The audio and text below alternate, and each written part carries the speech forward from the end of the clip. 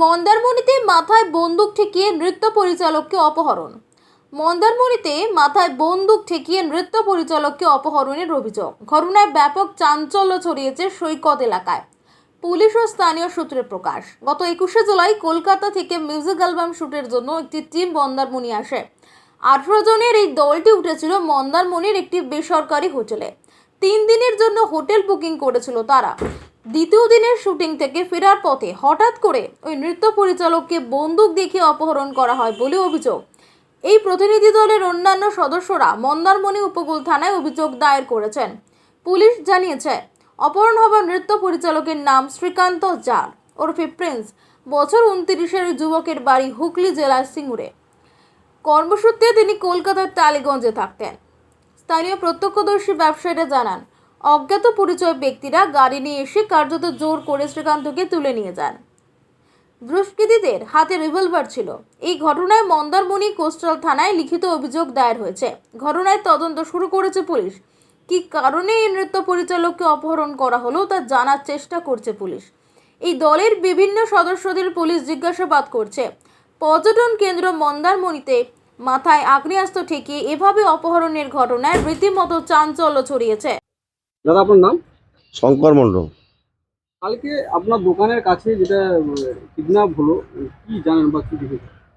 দেখা বলতে আমি তো দোকানের মধ্যে ছিলাম, হঠাৎ যেটা বাইরে এসে শুনছিলাম যে কি হয়েছে কিছু, আমরা যখন বলি লোকজন তখন আছে, গাড়ি আছে, তখন কিছু বুঝতে পারছি না। তো লোকটা ওকে ডেকে এনেছে, ওর লোক বলছে, আমাকে বললো যে ওকে ডেকে এনেছে।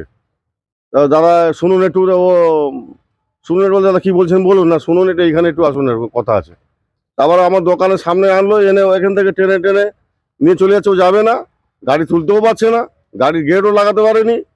তো সেই তোলা মানে একদম, আর লোক না জমা হতে হতে ওকে নিয়ে বেরিয়ে চলে গেল।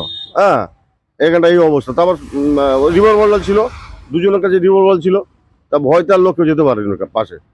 এই ঘটনা দিনে দুপুরে এইরকম বন্দুক নিয়ে কিডন্যাপ নেই, আপনাদের এলাকার মানুষ কি মনে করে? আরে কালকে আমি ঘুমাতে পারিনি, কাল 3:30 4টে বন্ধ। আমি মানে মানে একদম এখানে থাকা যাচ্ছে না, এরকম অবস্থা, ভয় ভয় লাগছে। হ্যাঁ, কালকে বা পুলিশ ঘন ঘন এসেছিল। তারপরে আর আরেকজন সাংবাদিক এসেছিল, তারা ওই আমাদের কাছ থেকে কিছু রিপোর্ট করে নিয়েছে। গাড়ি কন্টাক্ট দিয়ে গেছে। হ্যাঁ, কন্টাক্ট দিয়ে গেছে। আর মাদারমণির দিকে যায়নি, ওরা এখানে ব্যাক করে নিয়েছে আমার দোকানের সামনে।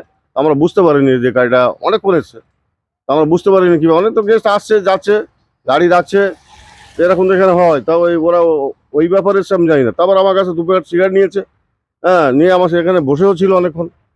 হ্যাঁ, এই তো পরিস্থিতি। তারপরে কালকের ওই হোটেল টোটেল সব এইরকম আগে কোনোদিন তো এরকম হয় না, এখানটা এসব কিছু হয়নি। নাই হওয়ার জন্য বেশি লোক ভয় পেয়ে গেছে। এটা কোন জায়গা? এটা দক্ষিণ পুরুষোত্তমপুর রামকৃষ্ণ মিশন। কাংড়া?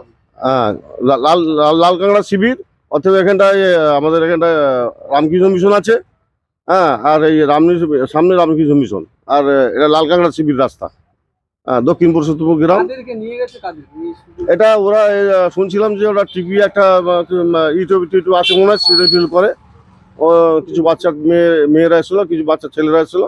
ওরা ইউটিউবে চ্যানেল ফ্যানেল আছে ওদের, এই ছবি টবি করছিল। মন্দারমণি থেকে নিজস্ব প্রতিনিধি রিপোর্ট, ডিএন আপডেট।